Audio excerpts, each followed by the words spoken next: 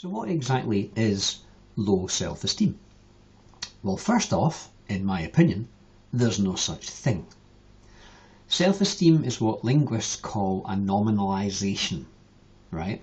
It's a verb that's been frozen into a noun. It's like relationship. You've never seen one of them. You can't hold a communication.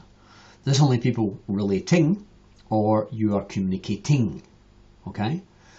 So there's no such thing as self-esteem. You're either believing that you're confident, or you believe you're not confident.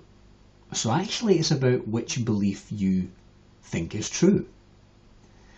Now, low self-esteem is actually a thinking habit.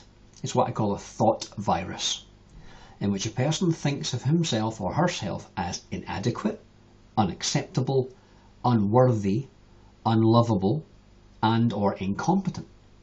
And believing that permeates every single aspect of that person's life. Now, this is a completely irrational and severely distorted view of self that affects that person's assumptions, their perception of the world, every decision they make, and all their beliefs about themselves as well as other people. And this usually leads them to be really critical of self and other people too, and crap at making good decisions.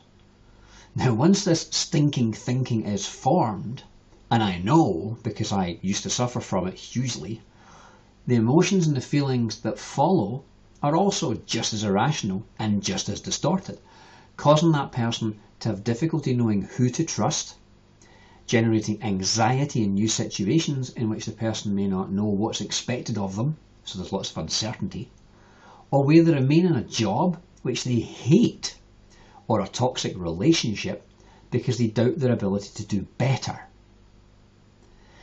Now, because they're scared of looking like a bumbling idiot, that person may become shy and timid and avoid any new activities or new experiences altogether, thereby stunting their growth and their development that comes from trying and learning new skills.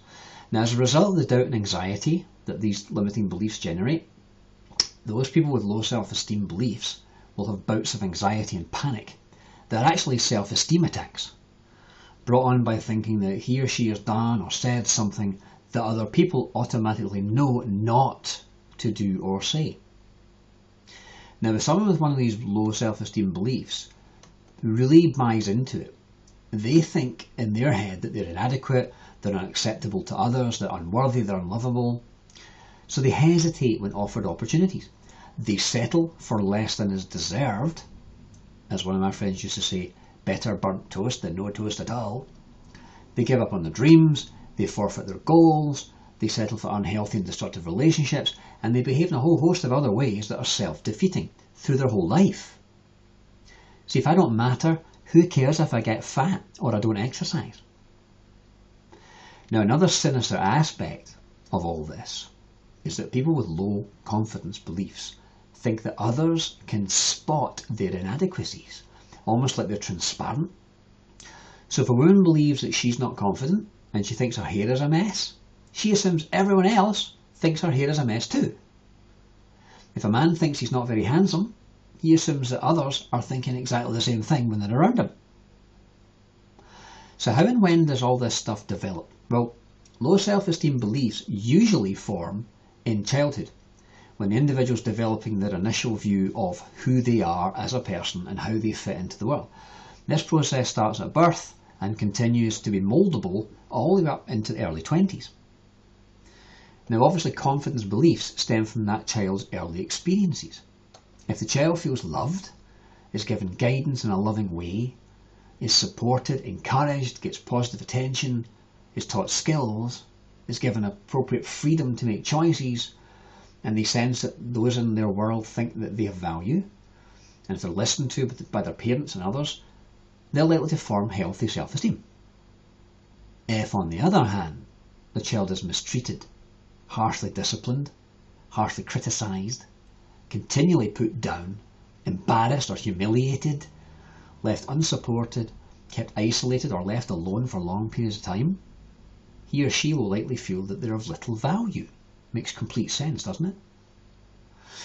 So why is self-confidence and self-esteem so elusive for people? Well, if you add to the mix parents who are not home enough to spend much quality time with their kids, or even to know what's going on in their school, in the kids' activities, or who their friends are, parental negligence conditions the child to have no boundaries, to make poor decisions, and to look for love and a sense of significance outside the home. If I can't get attention by being a good boy, I'll get it by smashing these windows. Nothing says Daddy didn't love me more than appearing naked on Babe Station on Christmas Eve. It's the parent's responsibility to set an example, to show the child that she's loved, and to guide their children through respect and quality time spent with them. Now, of course, if verbal or sexual or emotional or physical abuse is present, or maybe illness of that child or the parent's illness, that just makes the situation worse. Now, how do I know all of this? Well, I was a skinny, specky, asthmatic wallflower, terrified to speak to people I knew, never mind strangers. And I spent 30 years conquering shyness and fear, and now I help other people ignite their motivation and unshackle themselves. Now I'm known for teaching profound tools that make a tangible difference in people's lives, and making them really simple and really easy to learn. So having gone from terrified schoolboy, too scared to speak out loud in class, to teaching myself how to speak to groups and becoming a speaker and a trainer, I know what it takes to go from timid mouse to superhero. And so will you when you join me on my new program, which is called Lionheart. Be confident, be brave, be strong. You can get all the details about that course at my website www.jonathanclark.org/events. Take a look, see if it resonates with you, and if you don't think you're good enough to come on it, you have to be there. I'll speak to you soon. Take care. Bye-bye.